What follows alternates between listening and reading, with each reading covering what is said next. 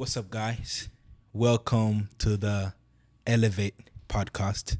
Now, it's been an interesting week because we have been posting a lot of videos going out, and we had a little postponing, and I think that postponing was good so that we can start like just going at it.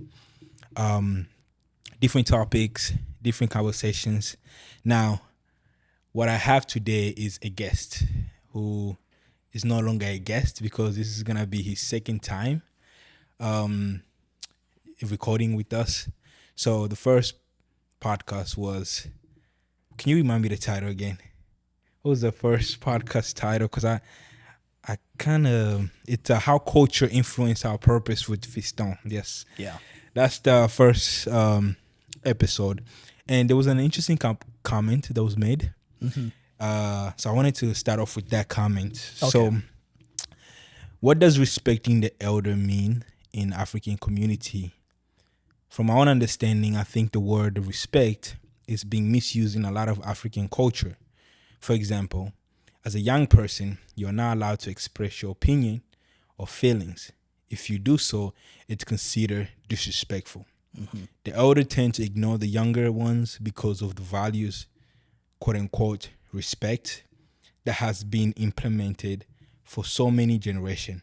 The younger one do not have freedom of expressions, which is horrible and it could lead to mental health. A lot of African kids are going through depressions because they are unable to even come close to their parents and express themselves. I can respect you and still have a conversation with you. Just because you are older than me doesn't make me any lesser. What did you think about that? I think it's very interesting that she said that. I think it's a valid point to take into account. And what she's saying is completely right. That in our African culture, most children are being oppressed, and most children they don't have a voice. They don't have you could say in some sense free will to operate the way they want to basically express themselves, right? And to some point, there is to some point, to some degree, I believe a parent has to be a role model. A parent has to be there to guide, um, you know, their child, and provide them the right knowledge and the right guidance to help them grow, in ways that will be able to be beneficial for the child in the future, right? But I believe there is a fine line between raising a child and and abusing a child, right? And by abusing, not maybe strong abuse, but I'm using the word abuse to define it in a sense where like a child is not permitted to express themselves the way they want. So to shut off all the will of the child, the way they want to express themselves, automatically does shut down their character. It does shut down their voice to say what they want or what they believe is to be true. They no longer will be willing. They will no longer be, let's say, living under their own will, but the will of the parents. And that's where the harass comes from, and that's where the oppression comes from, and that's where you see most kids suffocating because of this high authority that comes from their parents. It's the Is taught to them. disconnect between the elder and the younger ones. Yes. And the thing about that is this, right? What I think when our parents was going through war, they didn't have time to process their emotions. They didn't have time to process their feelings. I'm not saying that's an excuse, but we have to understand them as well because most of them grew up with that where they didn't have the platform. Their parent didn't create the platform for them to express their emotions, to express this deep rooted feelings and emotions that was going on through their life. So it kind of built a trauma, right, that was passed down to generation through generations. And I think that's what we see. And our realization of that is mainly made because we came to the United States, I would say, right? Because we see people who are having that relationship with their parents and we're like, okay, what's going on? What's the missing link? You know what I'm saying? Yes. Yes, I do know what you're saying. And to support your point, it is true. Environment takes up a huge role into changing one's character, and into opens one's thoughts and one's the way they carry themselves around that particular environment that they have come to, right? In the environment where we are in right now, the United States, it's a land of free will. The land that allows you to at least express your perception and the ways you think and your ideals and your beliefs, right? At a higher voice compared to where we came from, Africa, right? What I would like to say is what you say was true, that our parents do have this trauma, right? That they got from their ancestors, or that they got from whatever event that they came from. And so therefore this trauma has been living with them. They've never trained themselves to deal with it. And since this trauma has been living with them, they tend to practice, or let's say, I would say, like, since they're living with this trauma does somewhat define their character to some extent. The things that were harsh towards them in the past, they kind of, transport it to their children or to the things that they're surrounded with. And so that is the cause and effect, right? That takes place between a child and the parent, especially in an African household. But at the same time, I cannot fully speak for the parents and give them an excuse about that, because I believe in something called, maturity. I think maturity in this category, I want to define it as it being a sense of understanding morality, what's good and what's not good. I don't think those things needs to be taught. I know most things come from religion, but there are just some things that you don't need any religious belief or any some sort of belief system for you to know if it's good or it's not good.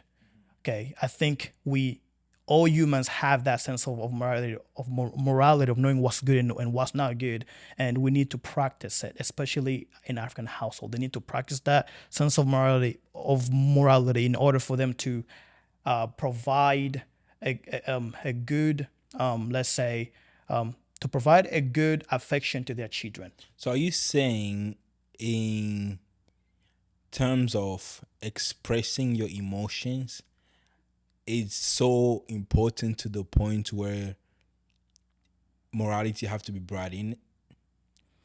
To practice your emotions is important, right? Because you cannot. Let me tell you one thing. You cannot contain your emotions. They will come out of you one or another. You can never contain them, because emotions does attach itself with consciousness, right? It does attach itself with with yourself, with your soul, with what makes who you are, right? You might suffocate right now. You might be able to control it today, right? But at some point and at some time, it's gonna be able to come out of you, right? And the same way with the trauma of our parents, they dealt with it in the past, right? And I'm not saying that they're living in a trauma 24/7, right? But I'm just saying that although they're keeping it under control, but there are some situations, there's some incidents where that trauma does spark out. It does spark out, and whenever Anger through and anger all that and stuff. these other But emotions. the trauma is just one aspect. It's just one factor of it, right? The disconnect between the younger generation and the older generations. When we discussed when I had the conversation with Celestina, it was stood to the extremes of respect. Like if you respect someone so much, right? Or if you honor someone so much, you honor them so much to a degree where you cannot relate to them, where you can have a conversation. I mean, you can relate to them, but you cannot communicate to them without disregarding honor, right? Because we're not disregarding honor. I wouldn't say disregarding honor. It's like the extremeness of a respect is it kind of bring disconnect between you and the older person. So before we move on, I want to first touch on one thing that you talked about there. It seems so small, but it is very, very important to talk about. Yeah. right? We first have to define what respect means. Into defining what respect means, then we could apply it in a way that is going to be effective into we can apply it in a way that's going to be effective in these situations that we're talking about: parent and a child to a parent, or a child to the public, to the community, Also or a society parent to the to the society. Yeah, elder. exactly. Yeah. So we need to define what that means, and this word respect could differ in different environments. Based on different culture, The based on respect different here, growth, all that stuff. exactly, the way respect here in the US is defined is completely different compared to the way it's defined in Africa. You Yeah. understand? Yeah. Exactly. So we need to define what that is. And the defining part is comes with the culture. But it's like I mean, we just asking, we just trying to answer that questions, right? Exactly. The comment that we gave, but it's like it's very important to delve deep into it. Like when it comes to respect, what does respect mean? What does it look like, right? And I think there is definitely a topic to cover when it comes to the aspect of just being respectful, or what it means to express yourself to someone that you respect extremely. You know what I'm saying? So I can't answer your question though. What does it mean to be respectful? Because I think I know the answer, but I don't want to. I don't know it well to articulate. What do you think it I is? don't know either, but I'll do my best, right? Yeah. And I think the challenge is not to articulate it. I think the challenge is that it could be defined in different ways. Yeah. Right? Because from It's different multifaceted. Exactly. That's the issue. So it has different, like it has different variants of explanation of what it means, right? And now we have to define what respect means to an African household compared to the respect that is carried here, right? Respect over there is seen as something that is carried, without even a thought. People, when they think about the respect, they think about a minor, a younger youth person respecting the elder. Now, what does that mean? It means being submissive to them, right? Being attentive to them whenever they're in need of you, right? Being there first in line whenever they give you a task, you do, right? Being there to like do things, or I would say, practice different things to show that that this is an elderly person, and if I do this thing, it's being defined as respect. I think last time we talked about the greetings, right? We even had it in Africa. There's even a term. In Tanzania, there's even a term. A younger person will have to say to greet an elder, right? To stretch it further, right? For women, before they feed their husbands, they would have to like bring like a basket of water and wash their husband's hands and everything. That's also another way of respect. Also, the children do the same thing too, right? There's even ways of like I guess accepting a calling from someone that's older than you, right? I think you're familiar with these things. When your mom calls you, as a son, you respond by saying nam, right? And then if you're a woman, you say abe, right? There's different things that African children, right? All these countries that are very, like parents always be as a head. There's different ways that they've defined what a child's supposed to do to act like, to show that they're being respect to the parent. Then it comes down to traditions. Yeah. Yeah. Like some of those things other cultures don't practice it. And some of those things other culture practice as a symbol of respect. Right? It's like the manifestation of respect is practiced through the traditions that are being held. Like you say, for instance, when the let's say the wife is preparing the food for the husband, and they brought the water out, right? And then you start washing with the even they even do that here in America, which is interesting because I thought the reason why we did that back in Africa was because we didn't have sinks. in the village, You've actually seen like we didn't have a sink. You know, the sink, you yeah. have to wash your hand. You can wash your hand with your sink, right? But they do that here, even if there's a sink. Like there's literally a sink right there, and then you take a bath, you take a basket and put water into it, and then you start washing. I'm like, yeah, that's a bit extreme. You know what I'm saying? But Yeah. it is the manifestations of respect based on the traditions, in alignment with traditions, right? Because I don't see the validity of that practice, but I understand the meaning behind it, which is respect, right? Yeah. Yeah. So yeah. So I guess that's a bit of a long intro, don't you think? It is. It is. So the word that you said today was submissive. I heard you say submissive, submitting to that, and I want to connect it to what we just speak about because I like it's gonna be spiral. When it comes to submissive, because we kind of like, what topic should we talk about, and there's a bunch of topic, but the first one was submitting to the society. Can you expand on what you meant when you say like submitting to the society or submitting to the rule or regulations of the society? Like can you expand more on that?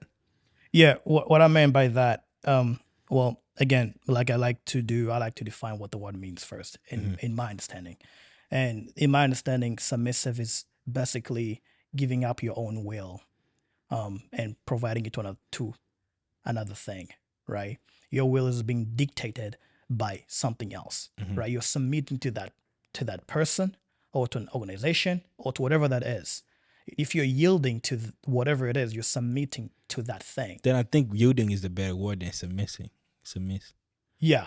But yielding provides you a choice, or to yield or not to yield.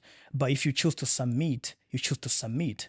Like your will is somewhat already like a Like a preset.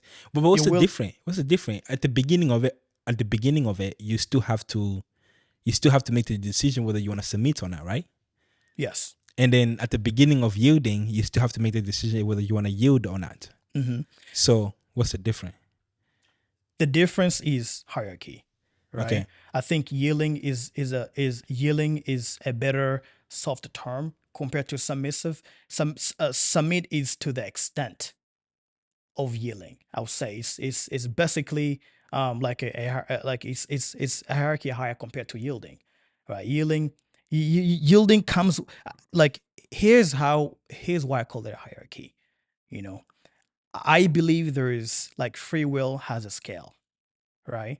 Like I'm I am I'm free to give up my free will to this much or to this much, or all of it if I want to, right? And if I say that I'm yielding to something, right, I would say I'm also giving up my will to that particular thing, right? Let's say if I'm driving in a car on the road and I'm coming at the bad direction. Of course, I'll have to yield to cars that are coming to the right directions, right? So I could choose not to, right? But there's part of my will that I'm giving it to them, right? They're in control, right? But submission now, right, is a higher of of yielding, because when you're submitting to something, there is more of your will that is being taken from you, providing it to something else, right? You might want to put your mic a little bit closer. Yeah. Right. Can you hear me? Can you hear me Yeah, clearly I now? can. I Okay. can. So continue. Yeah. And I do want to expand more into that. I don't know if many people are familiar with this person, Henry Miller. He was a story writer, I believe a storyteller, back in the 18th centuries. I think he said something that was very powerful. I don't remember word for word, right?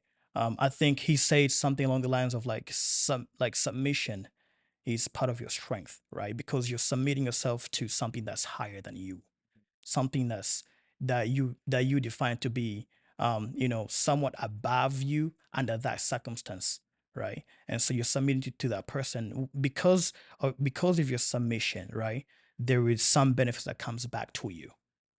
For example, we could tie this into many things such as religion and whatnot. But since we're talking about this, we're talking about society, right? Submitting to society is submitting to different things such as laws, rules, regulations that are placed, for us to follow. And us following those rules, we're gonna be in a fine alignment with the government. Yeah, there's a degree of responsibility that goes with it, right? Explain. Because if you're submitting to someone, then there is a level of a reward system that I would say you are expecting, or do you just blindly submit? I beg Right? to differ. Like for instance, in the United States, right? Back in I don't know what year is it, but tax was really low. It's like 2%, right? Something like that. Mhm. And because of that, I don't know if it was 2%. Anybody can correct me on this, but because of that, the I don't know if you know the incident called the Boston Tea Party, right? And the United States, the people, the Americans, the colonists, I think they called the colonists, it was like 13 states or something like that. They fought back Mhm. because they didn't want to submit to the kingdom. They didn't want to submit um to the tax. They didn't want the tax, and that resulted in the independence or the emancipations, right, of the United States. They become their own country. They became their own people, right? Initially started with tax, so people did not agree with the law, did not agree with the rule, right? So there is a level of responsibility because if you submit blindly, then you are responsible of whatever consequences that would lead to you participating in that submission.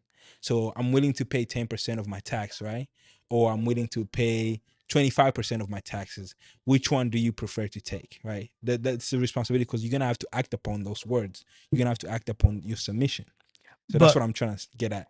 I won't call it submission. Yeah. And here's why, right? I won't call it submission because I'll call that a business, right? Submission with self-interest is not submission. Yeah.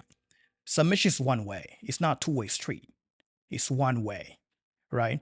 What you just explained right now is basically me saying that is basically what you're saying is that I submit myself to my own, to go to work to be paid, Yeah. you know. But bluntly speaking, right? I'm not submitting. I'm doing business with work, right? I give them I give them this amount of hours, and they'll pay me accordingly to those amount of hours. Mm-hmm. We're business, like we are in a It's a business. Me transaction. and them, yes, me and them. They're I like we have self-interest, right? They're interested in me, in what I'm capable of doing in, you know, with work, right? And they're also benefiting from my own work. That's why they're paying me back. It's a Mhm. business, But right? what submission are Submission, you referring to? submission that I'm referring to is giving up your will. And giving up your will, it means you have no say in it. Like you have no say back. You're giving it up altogether to something that's that is in need of it, that you're giving up your will to something that's basically above you, to something that's basically you declare it to be beneficial to you, not in terms of self-interest getting something back from that particular thing, but it's because that thing is higher and above you and who you are. So what you explained there is business interest between an individual and the government.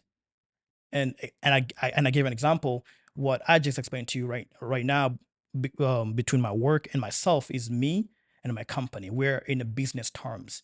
Like I do my hours and they pay me, Mm-hmm. right? While on the other hand, submission is I'm submitting to, let's say, my husband, for he's my everything. I'm submitting to God for God. He is you know um I'm submitting to God because God, he's basically higher being than me, and he deserve that. He deserved that. How do you correlate that to society though? Because I understand the power of God um when it comes to submission, right? But let's say for instance, I'll take it back, not because he deserves it. I submit to God because he's worthy.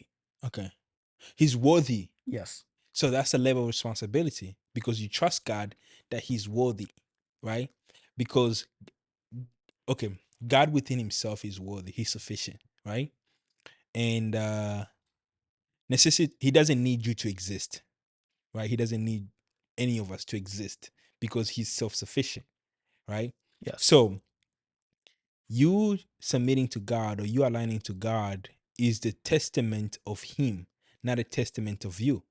Because what happened is, most of the time when people submit to God, is their perceptions or their revelations of God has changed to a degree where they now understand that God is worthy, right? Mhm. So basically, He's worthy in terms of everything. And now that can correlate to responsibility, that can correlate to um taking care of you, protecting you, bring you to life, sustaining you, everything, right? And you can argue that true submission is you submitting to God without needing anything in return, right? That is what submission is. That's, yeah, Because without needing anything in return, mhm, right? because Because you don't need anything in return. mhm, But there is a level of responsibility from the person that you're submitting to, because you are their people, basically. yes. So that's what I'm getting at. Like, there's a level of responsibility from whatever you're submitting to you, towards you, because now they have to take care of you. Like, if you submit to your parent, they have to take care of you, right? Because now you have given up part of your will for them. Now, because if you come with that perspective of like, I submit to them because they'll take care of me, again, Well, not initially you thinking it, right? You're not thinking it. Let's say, for example, you, right? You get let's say you give a birth today to a child, right? That child, their will, their emotions, everything about them, is you are responsible for them, because you are their maker, basically. Like, you're their parent. You are responsible for that child. You have to take care of them. They are giving, I mean, they don't have conscience, but they're giving up their will, basically. That child's will is in your hand, right? Because they don't have the conscience for themselves, so you're responsible for them. Now let's say the child grow and they become 18, where they can move out and do all this stuff, right? If they're staying in your house, you still have a degree of responsibility for them, because they're staying in your protection, right? In the confine of your regulations. So they're submitting to you. They're submitting to you to a degree, and whatever that they submit to, you have to be responsible for that. yes. Yeah. So because I have responsibility, and I'm supposed to take care of my child because they have given me their will, you know, I cannot really call that submission, and I'll tell you why. Mm-hmm. Right? If you look back, because we're talking about God, right? If we look back in the Bible, there's a verse that says that there's a verse says that say that, let my will be yours and your will be done, Mm-hmm. right? Let my will be done here on So earth as it is in heaven. Yeah. like I'm giving out my will to God. That is Mhm. submission, right? And I don't care what God do with it. God will do with my will however he sees fit. I don't need to know. He could do nothing for me. He doesn't have to do. He owes me nothing. He could give me nothing, and I'm fine with that. He is in control. He controls me. I don't see what I need from him, right? Because he's God, right? He can do whatever he wants. He's Well, perfect, you need and everything so from him, though. I do. Yeah, you need I do, everything from him. but I will not demand it from him. Yeah. He's gonna have to do however he sees fit. Mhm. My task is to submit and to follow him because he's worthy. I don't have to start thinking that if I do this, he give me this. That's a mindset of prosperity, right? I need to give God this, he's gonna give me this. I need to give God that, he gives me this. And that's a problem in today's society, in the churches of today. Well, that's a different topic. But back to the point of what we're talking about, right? Because I'm submitting myself to God, right? And I know that God is worthy and God is almighty, he's perfect, he doesn't need me. He doesn't have to do anything, if he chooses not to, but because he loves me, right? And he's I'm his child, and I know God, he's a merciful God, and he cares for us. Of course, I would have a mindset that he'll take care of me in some degree, right? Some But degree, I yes. won't, some degree, yes, Mhm. right? But I will not embrace that mindset to think that my doings toward God are, they're in need of a prosperity life. My submission towards God is I'm giving up my will to God, meaning to say that whatever I want to do, I will not do it with my own intuition, but God's. So he would take that will Yes. and So do whatever basically, he like, want with it. I do nothing. But So in you, he's but responsible of that will like, because he yes, take it. he's in control of Yeah. it. But if you go back to your analogy between a child and a father, right? There is no that absolute submission, right?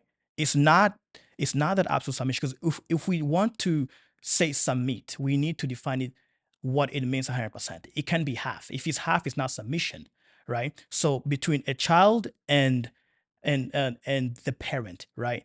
It's like submission, in the way they practice their submission is quite different, right? Because the child still takes part into playing their own will to some extent, right? The parent will be there to be able to guide them, sure, but like we talked about before, regarding the comment that from the video that we posted earlier, that we believe that, morality, a parent's supposed to also understand the needs of their child. The child needs supposed to practice what they believe is, what makes who they are. They cannot live under submission of the parent, because being being them dictated on how to run their life, and that is not how life's supposed to work. So there's no true submission between a parent and a child, if you compare it to with yourself as an individual with God. That's a different That topic. it is a different comparison. Yes.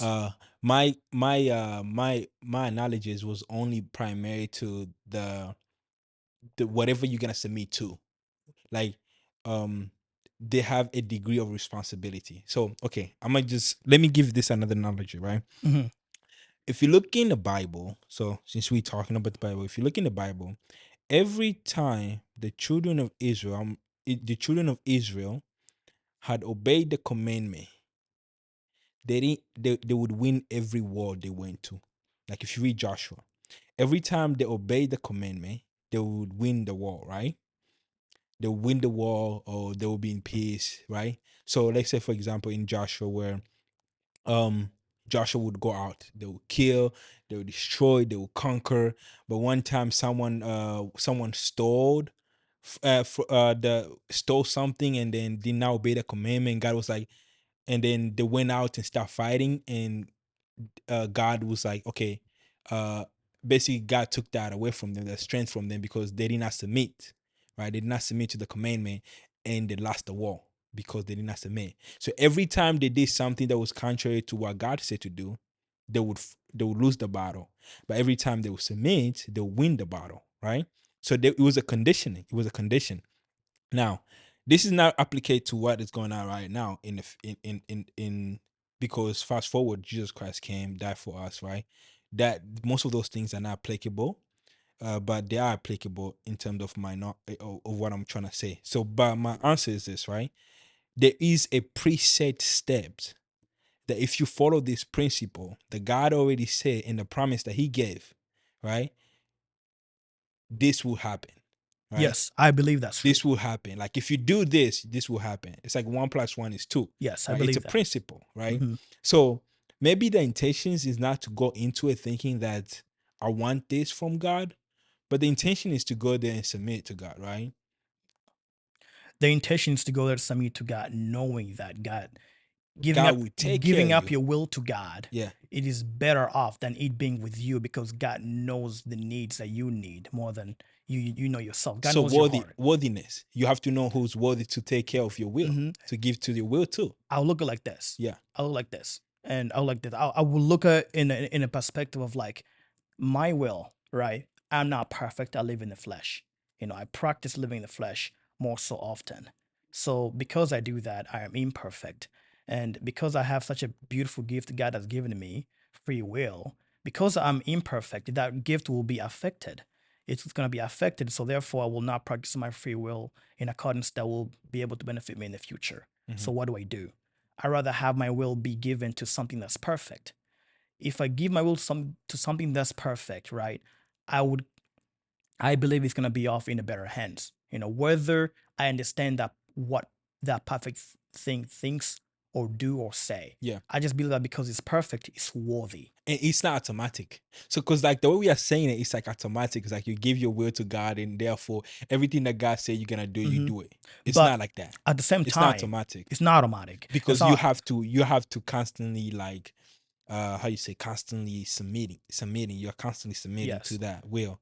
So you're submitting to the principle. You're Yeah. submitting to whatever God says to And I submit. do agree what you said, that there are some things that God does you know, answer back from our submission. Right. I could even give you an example to support that claim that you made here. One example is one of the commandments, right? Respect your mother and father, your elders, right? And you Mhm. will live a longer life. That is God, right? That is God stating that there will be something that you gain from doing this action, right? There is something that you gain for submitting To this yourself. particular principle. Exactly. Yeah. Right. So going back to society, um, submitting to society. What do you think freedom is? That's not an easy thing to answer, Mhm. because freedom is could be seen differently um from different people, right? Freedom is could be defined different from different people. There's no true free there's no true freedom, because true freedom kind of does like tie itself with free will, right? In You some referring sense, to freedom being true freedom being an anarchy, or what are you referring like to? true freedom being like the way I define freedom for myself will not be the same way you define freedom for yourself. Yeah, yeah, but I'm talking about like in general, like as a society and as we are living right now, um, because if you say submission, right, there's a degree of freedom that you have to give up, right? If you're submitting to someone, that means there's a degree of or of your free will, of your freedom that you are giving up, so that you can yield to the higher authority. You can yield to whatever they say. Let's say, for example, you submit to something or you submit to the government, right? And um, I would say, let's say like an army, right? You know the armies, right? They go they go and submit to the commander, right? Right. They give up everything. It's like, okay, you know what? I'm gonna give up my will. I'm gonna listen to my commander. Whatever he told me, I'm gonna do, right? So you don't have there is no room for you to be like, well, if the commander said to to jump in the water, I'm not gonna jump in the water. No, there's no room for that. There's no room for debate because you are giving up your free will to them, to the commander. You trust the commander so much that you're willing to do whatever he tells you to do, right? So that's what I meant. That's why I want to get to that point where, like, what do you think freedom is? Freedom, broadly speaking, is to do whatever I see fit. But to apply your analogy, because I'm talking about society, right? You you will not do whatever you see fit. So therefore, you don't have freedom, right? But what there is there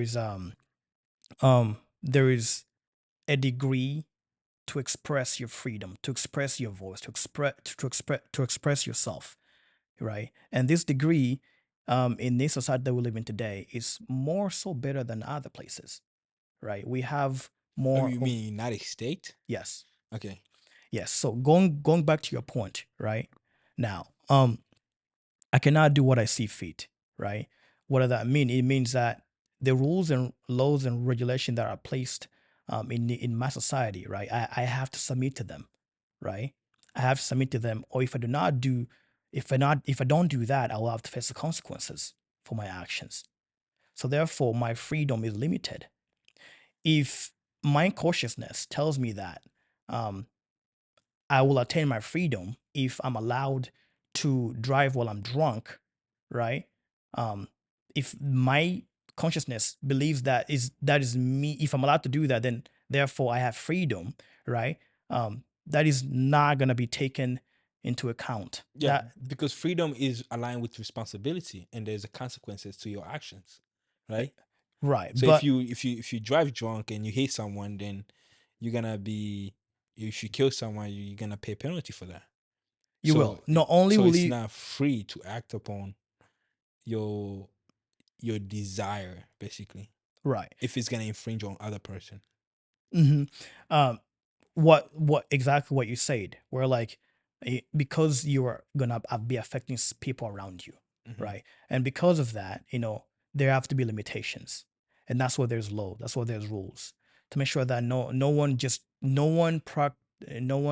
a chance to practice true freedom, true free will of doing whatever they want to do. So, Because if that would have happened, uh-huh. right, then there wouldn't be there wouldn't be a society as we see it of today, right? So a It would be an society, anarchy, basically, basically. like it's People gonna would be decide to do whatever they want. right. It's I gonna heard that word somewhere. Let me wait. What is the meaning of it? Let me find it real quick. But yeah, continue. right. It's gonna fall under the idea of a secularists, like secular humanism, where like people just want to evolve and grow, um based on their benefits, but not the other person's. Mm-hmm. Like I need this to grow, I need that to grow. I don't need to basically follow anybody in religion or any organizations. I believe I would if I get this, if people agree for me to do this and to do that, you know, I basically become prosperous more than other people. Um, that is a selfish mindset of trying to basically um, elevate yourself versus trying to help your neighbor next to you. Yeah. And so if everyone had that mindset of like they're just trying to do whatever they want to do to that that they believe is better for them, there will not be any, let's say, connection between human to human. Yeah. Right? We're humans. We're creatures that like to communicate and to collaborate and to work together. So having that extension of freedom of doing whatever we want to do will break that. Yeah. It's gonna create more chaos than creating good. Yeah. Basically an anarchy. I know I was right. I knew I was right when I look it up. It's the same thing I was thinking about. But so freedom, by your definition, you say it would be basically doing whatever you want to do. Hmm. But um, but do you think that's freedom though? I don't think that's freedom. Like doing whatever you want to do, I don't think it's freedom. I think that's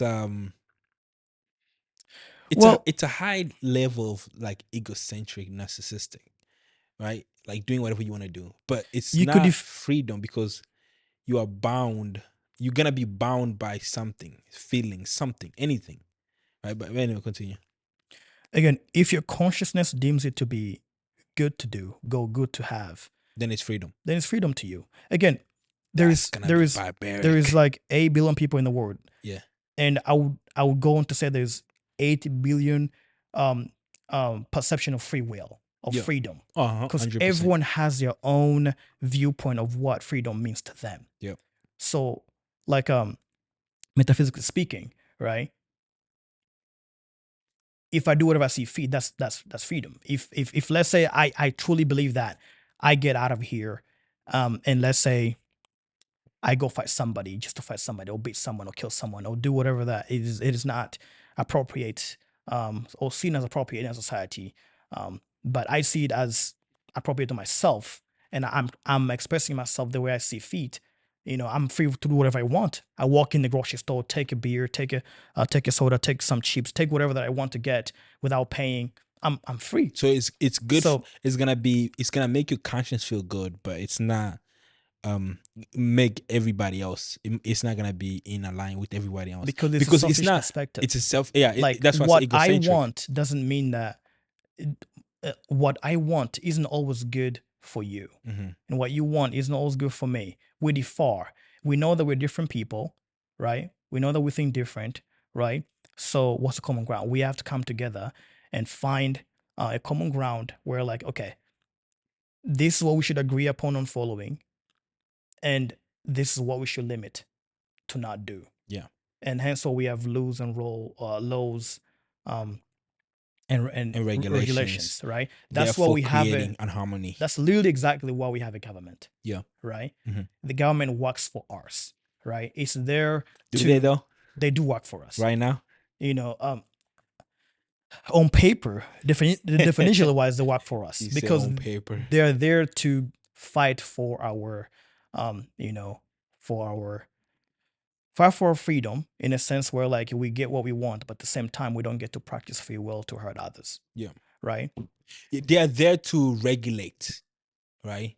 And so you say something about freedom. Now I want to link it back to submissions, but you say something about freedom in governments in different countries in different places have different type of freedom, right? And mostly is freedom usually when it comes to different countries aligned with whatever is acceptable to society, right? So let's say for instance, um you know how free speech is very big in the United States, right? But let's say you go to another nations where you want to say something like you say something that is not that is abruptly, right? And people they basically put you in prison for that or for saying anything, basically something, right? And then if you go to United States where you can literally say anything that you want, right? And then people will like accept you, but it's only acceptable to a degree to which society deem it to be acceptable, because now you can't say some certain things, right? In not even in the United States where you see people getting censored, you sitting like instance who's this uh big people like Andrew Tate got censored, Donald Trump got censored on YouTube, all these platforms, the United States, all that stuff, right, etc. So it's what is Even JP acceptable. got censored. Even JP, which is very like, like come on, bro. Yeah. Okay. So So it's if you go, acceptable. It's whatever is acceptable. Yeah. Go. if you go on that route, you have to talk because what you're saying right now is the notion of negative speech, Yeah. right? And you can never deal with that. You know what? You can You never can never deal with it. you can never fix that. Yeah. That will always be there. People will be censored. People will be shut down. People will be will basically like not given a platform to speak what they think is true or what they think is false. You can never get rid of that. That will always be there, You right? are you saying that them speaking is gonna be always be there, or whoever's taking that away from them always gonna be there? Or are you saying both is gonna always be there? I'm saying speaking will always be there, Yeah, right? freedom of speech is always gonna be there. Yes. Expressions is important in Hmm. society. JP said, Jordan Peterson say, freedom of speech is the mechanism to which keep our society function. If Exactly. you retrieve speech, you basically putting a society in an unfunctionable state where it cannot function is because people cannot relate with one another if you take away freedom of speech. Yeah. And he also says something along the lines of like, um, it is quite important. And he also acknowledges that you cannot get rid of negative speech because it is needed. It is needed for us to basically filter what is good, important of what. Like I could sit here and say ridiculous things, right? But there could be a small amount of truth that I say in those ridiculous things. I mean, that's how we get good. That's how we get evolution ideas. Is letting people say whatever that it is in their mind, right? And then there could be that one thing that is so profound that no one ever thought about that will be taken to elevate this society, Yeah. right? Or whatever that they say that is negative, right, will be decided by the community, right? Okay, so he spoke these things, he spoke these words, he spoke this topic, right? And so because he spoke it, now we're aware of it. Now we're aware of it and we deem it to be negative, we should shut it down. Yeah. So is It that freedom of speech? You Yeah, consider that freedom of speech? it's a freedom of speech in a sense of where it allows the community to speak whatever they want to find the molds. What if the community is divided? What do you mean by the community is divided? Let's say for example, a general example, Democrats, Republican, right? In America. Um Democrat, conservative, or progressivism, right? So you have two ideology, which it's very completely different from one another, right? So if you align yourself with conservatism, right, and you speak out, who's gonna try to shut you down? The Democrat, other party, yeah. the other party, right? They're gonna try to shut you down. Why? Is because society, only this particular group of people, which is gonna be represented as society, gonna try to shut you down, right? So you have now two idea clashing with one another, two ideology clashing with one another, mainly because one has one belief systems that Than the other. may not contradict the other one. I think So is that freedom? is that freedom? It's a practice of one, that's for sure, right? I cannot really say that it's not all entirely, because again, freedom of speech is exactly as it is. You speak. Both parties speak, whether they get shut down or not. They both speak. But they both share their ideas, right? Negative speech is what they use to shut down the other party. They said this, we shut it down. They said that, we shut it down. But we have to understand that we have to understand that you know, who says what I'm not saying right now is not negative. If I say right now, right here, right, that I think they should allow us to basically practice an act of um let's say like you know, every other day of the month we get paid double the amount that we make, That would right? be a good one. It'll be a good one, but at the same time it might offend you, right? Or it might It's make gonna offend that CEO. yeah, I mean, it might not offend them, but it they won't might take it it good. might to example, it might offend our CEO Yeah. because that's a lot of money being lost, but it might excite your coworker.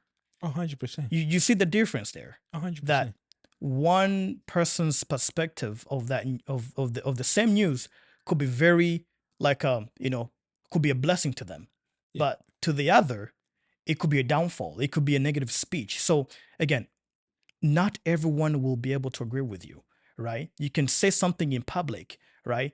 Even one out of the 100 people, if that person, if one out of the 99 people disagrees with you, there's a part of negative speech included in there, Okay. because they're included in that in the public. Yeah. So because not everyone accepted it, so therefore we, with that accusation, But because it's an not axiom, everyone would disagree, because then there's always gonna be someone who's gonna always agree gonna with be you. disagreements. Yeah, there's always gonna be Meaning to disagreement. say that there will always gonna be negative speech, regardless of how good or how it doesn't matter. There's always be someone that disagrees with it. But there's always gonna be someone who also agree with you. Yes. Yeah. So there's both ends. That's why I said from the very beginning that you can never get rid of negative speech. It's So always gonna be there. majority rule. So so the division between two parties or three or four or five, it doesn't matter. That will always gonna come to play. You know, the moment we can speak. Yeah. You know, so that's my response to that. Yeah.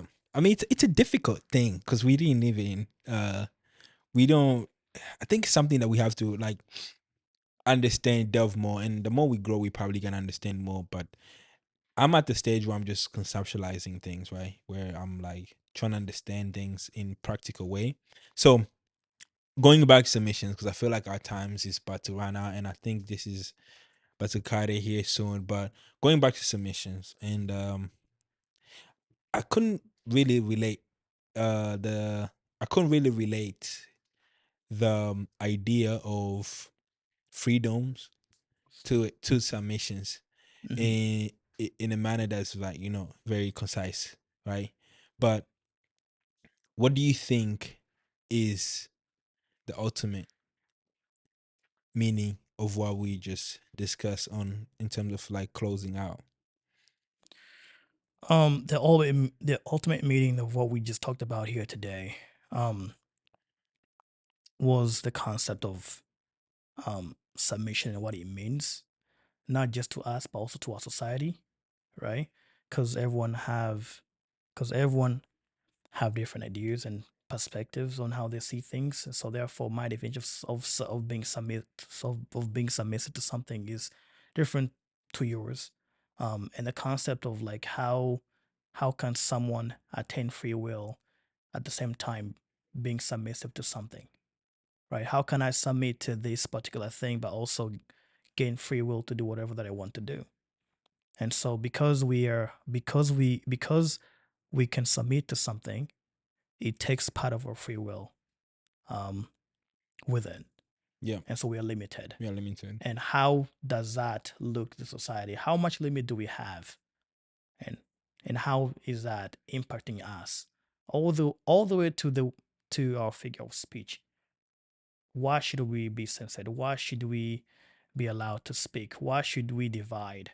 All of those things, all those areas that we cover here today that links submission with freedom. Mm-hmm. Yeah, I think that is true, because the way I was looking at it is an abstract, where submissions is you giving up your freedom and not really having any.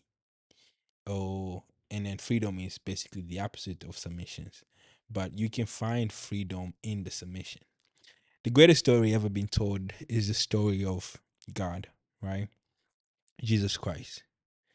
And the whole idea, the entirety idea of the Bible is Mhm. usually about two kingdoms going to war with one another, right? The kingdom of darkness, the kingdom of light. So you don't really have a choice between the two. I mean, you don't really have a choice outside of the two, right? You either submit to God or you don't. If you don't submit to God, you submit to the other guy. But that's not equalizing Satan to be equal to God, because Satan can never be equal to God, right?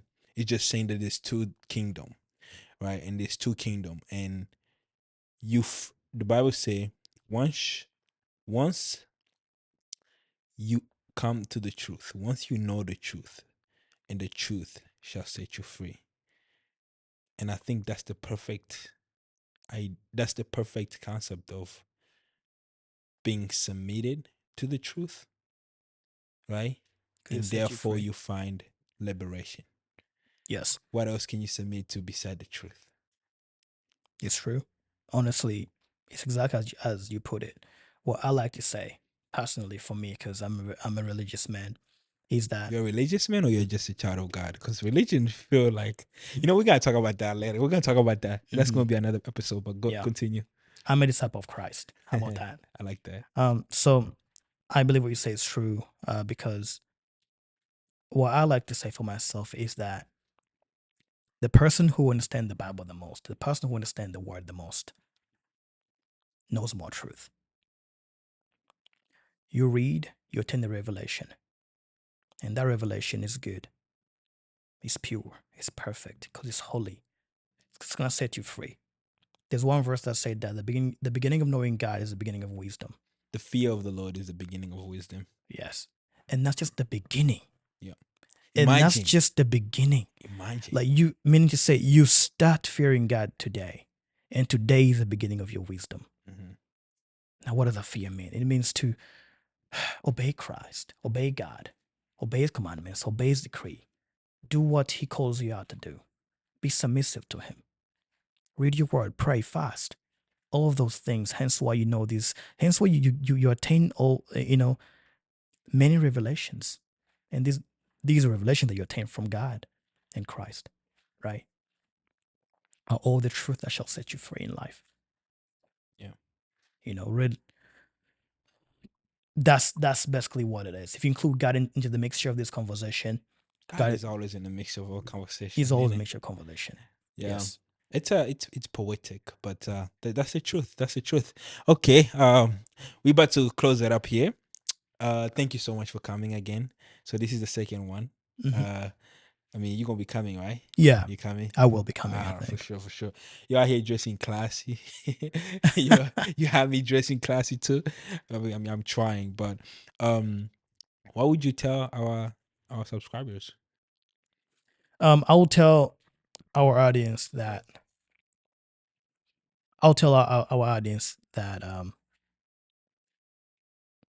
always devote yourself to whatever that you're doing that you seem to define to be important, because you don't submit yourself to many things, because that is how you devalue yourself. Submit to that one thing. Submit to that one thing that will be able to help you elevate, help you, you know, be able to gain. I'll say all that you're seeking in life, because like in the future you're gonna reap what you sow. So if you submit to something that's gonna be that you basically gonna devote yourself to, you're basically like sowing something, sowing something every single time and every single day, and eventually, you know, You're gonna reap what you sow. you're gonna rip it. You're gonna rip it, and you're gonna rip it in a way that's gonna benefit you the most. Um, in in our today's society, that's basically what I will tell you guys, and that could be many things. What should I submit myself to?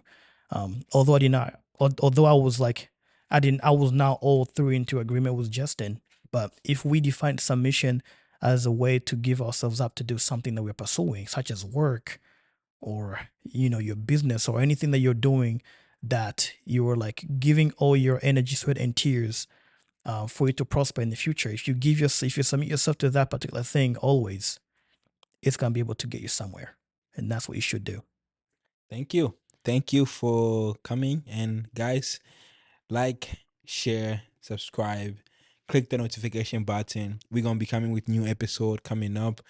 And I want to expand on this one because the part that I want to also cover is the part about submitting to your goals, submitting to your dreams, submitting to the work, the job, right? And reaping what you sow, basically. Reaping whatever you sow. And so stay tuned. We're gonna see you here soon. And we go from there. Peace out.